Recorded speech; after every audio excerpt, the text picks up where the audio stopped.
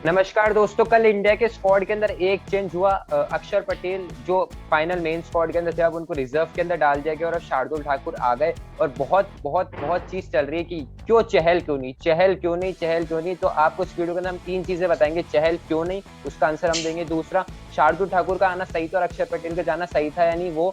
और तीसरा, हार्दिक पांड्या के ऊपर क्यों आपने हार्दिक पांड्या को ले रखा है, क्योंकि वो बॉलिंग भी नहीं कर रहे, क्या उनका कोई रिप्लेसमेंट हो सकता है, उनको क्यों रख रखा है, वो सब बातें करेंगे।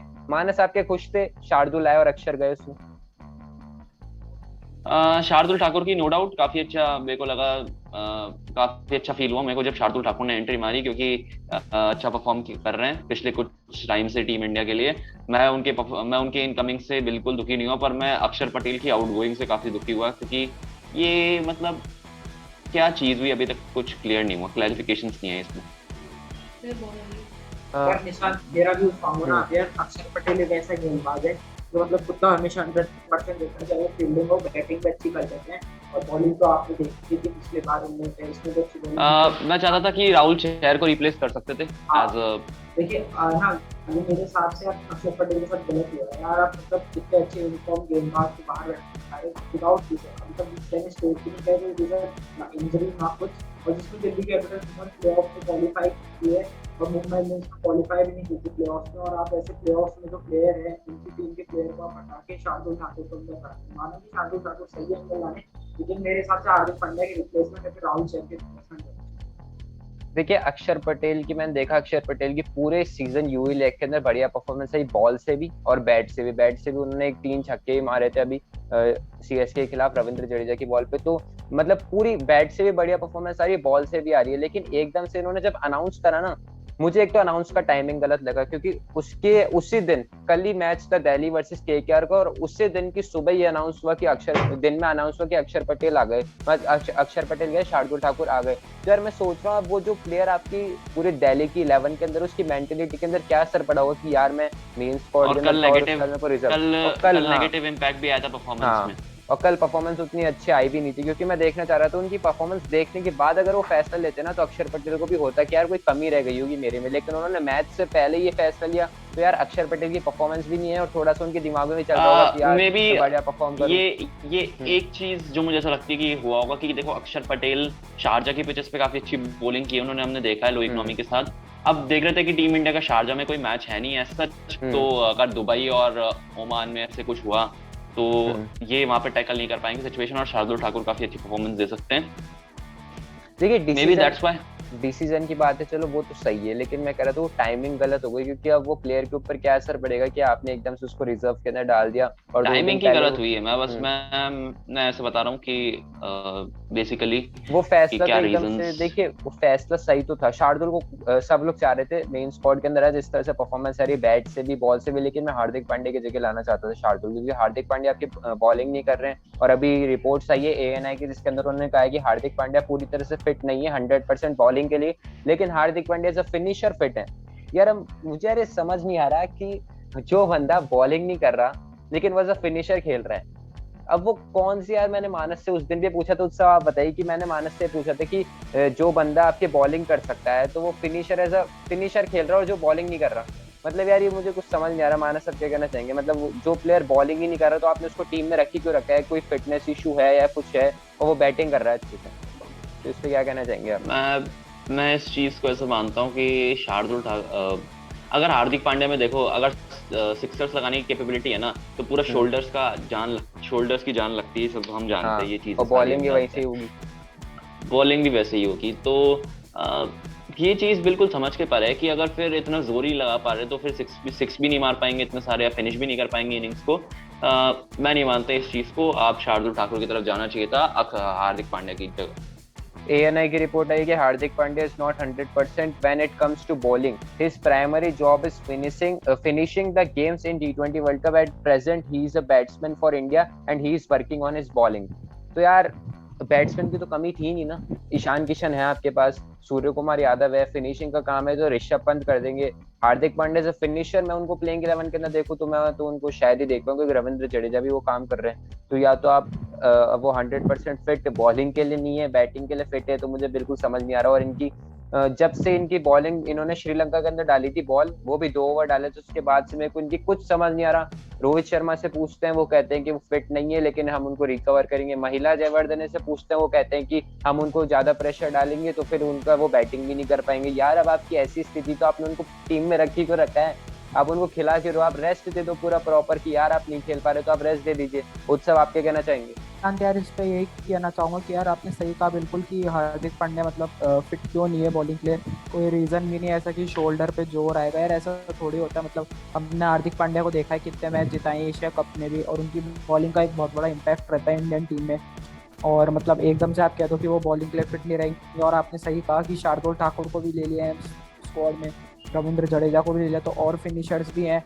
और थोड़ी थोड़ी बैटिंग मोहम्मद शमी भी कर लेते हैं, तो ईशान फिनिशर की किशन तो भी कमी है नहीं है। आपके। हाँ, ईशान किशन चलो ऊपर आते हैं, हम तो लोअर ऑर्डर की बात कर रहे हैं। और ऋषभ पंत तो है। यार मतलब हाँ, तो हम ये बात कर रहे हैं कि यार मतलब आप ये कह रहे हो कि हार्दिक पांड्या को फिनिशर के तौर पे ले रहे हैं। यार ऐसे फिनिशर क्या, अगर 2 बॉल पे 6 रन चाहिए तो आप क्या गारंटी है कि हार्दिक पांड्या आते ही मैच जिता देंगे? बस आप इसलिए ले रहे हो हार्दिक पांड्या को, ये तो कोई रीजन नहीं रहा यार हार्दिक पांड्या को लेने का। तो मेरे हिसाब से यार हार्दिक पांड्या अगर फिट नहीं है बॉलिंग के लिए तो फॉर श्योर उनका रिप्लेसमेंट होना चाहिए इस टीम में। और आप ये देखो, जिस जिस रिपोर्टर से सवाल पूछा ना बॉलिंग के लिए, सबसे पहले एक रिपोर्टर ने रोहित शर्मा से पूछा था जब मुंबई इंडियंस क्वालिफाई नहीं करी थी, जब वो प्रेस कॉन्फ्रेंस के अंदर आए थे।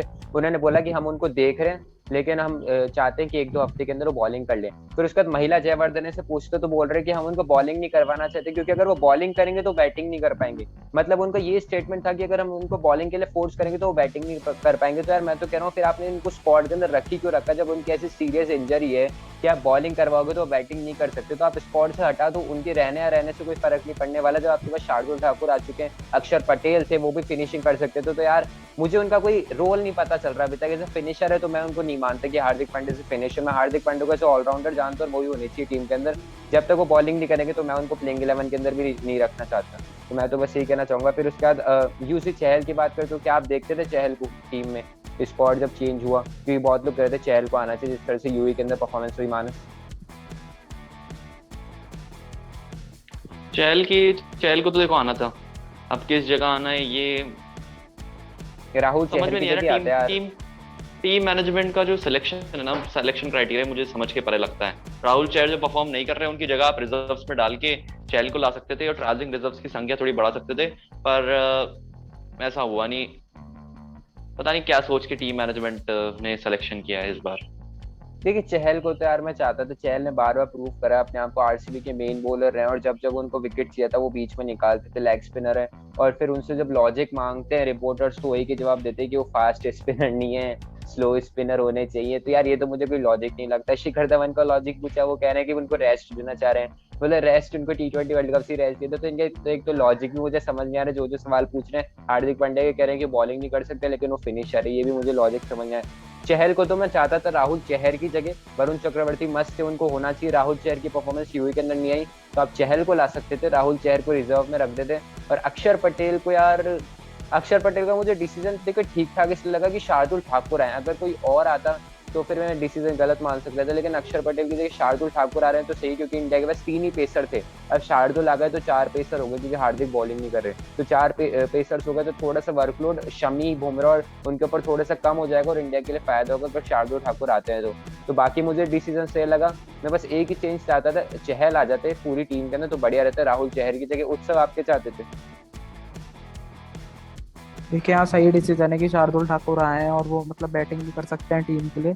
और मतलब आखिरी की सिचुएशन पे जहाँ मतलब टीम फॉल डाउन हो जाती है वहाँ से मैच जिता सकते हैं शार्दुल ठाकुर। नो मैटर, शार्दुल ठाकुर एक बढ़िया रिप्लेसमेंट थे अक्षर पटेल के, लेकिन सॉरी टीम में बढ़िया ऐड हुआ, लेकिन अक्षर पटेल के रिप्लेसमेंट में उन्हें नहीं मानता कभी भी। अगर आप प्लेइंग 11 की बात करें तो क्या आप प्लेइंग 11 के अंदर हार्दिक को देख रहे हैं या फिर शार्दुल को देख रहे हैं? क्योंकि अब मुझे लग रहा है एक तरह से वो कवर अप ही हो गए शार्दुल हार्दिक पांड्या का। नहीं यार, हार्दिक पांड्या को तो नहीं देखते हैं बिल्कुल। एक बॉलिंग ऑप्शन भी हो जाता है, शार्दुल ठाकुर को आप लाते हैं तो अंदर तो फॉर श्योर शार्दुल ठाकुर को ही रखूंगा मैं। मानस आपकी प्लेइंग 11 क्या होगी? रोहित शर्मा, केएल राहुल, विराट कोहली, सूर्य कुमार यादव, 5th पे ईशान किशन, 6th पे रविंद्र जडेजा, 7th पे अश्विन, 8वें पे शार्दुल ठाकुर, 9th पे वरुण चक्रवर्ती, 10th और 11th भुवनेश्वर कुमार, मोहम्मद शमी। बुमराह को ले लिया आपने? अरे सॉरी मैन, शमी की जगह मैं बुमराह को ले जडेजा, लिया। शमी की जगह बुमराह, या गुड और चॉइस। आपने तीन पंत को तीन नहीं लिया पेसर्स शायद। 3 स्पिनर्स। हाँ, नहीं, आपने मैंने पंत पंत को को नहीं नहीं लिया, मैंने पंत को करंट फॉर्म के अकॉर्डिंग नहीं लिया। हालांकि अभी प्रैक्टिस मैचेस हैं, प्रैक्टिस मैचेस में दूध का दूध और पानी का पानी हो जाएगा हाँ, कि वार्म कौन अप बढ़िया मैचेस फॉर्म भी में हैं। है। वार्म अप मैचेस हैं, तो यही देखना पड़ेगा। उत्सव आपकी की 11 होगी।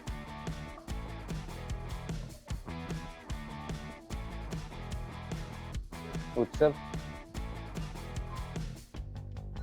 सेम टीम रखूंगा जो मतलब अभी ऑस्ट्रेलिया के साथ खेली थी, बस हार्दिक पांड्या एक रिप्लेसमेंट रहेंगे, शार्दुल ठाकुर अंदर आएंगे। अच्छा अच्छा, और आप स्पिनर्स फिर अश्विन को रखेंगे, वरुण चक्रवर्ती को रखेंगे और राहुल चहर, इनमें से 3 है तो 2 कौन से रखेंगे आप? फॉर श्योर वरुण चक्रवर्ती अभी इनफॉर्म स्पिनर है, अश्विन भी अभी हम्म फॉर्म में आ चुके हैं, कहना हम्म। मुश्किल है, लेकिन वरुण चक्रवर्ती को आईपीएल में फॉर्म में रहे, तो वरुण चक्रवर्ती।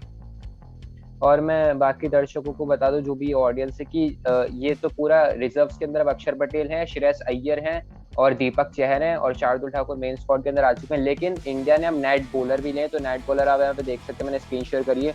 आवेश खान है, उमरान मलिक है, हर्षल पटेल है, लुकमान मेरीवाला है, Venkatesh Iyer as a net bowler है ये, कर्ण शर्मा है, शाहबाज अहमद और कृष्णप्पा गौतम है। तो नेट बॉलर की भी लिस्ट उन्होंने जारी करी है। जो मुझे सही लगा, नेट बॉलर आपको लेके जाना चाहिए, और जो भी फॉर्म में दिखे अपन को आईपीएल के अंदर, उमरान मलिक जैसे, इनके लिए सही मौका है गेन करने का अपॉर्चुनिटी।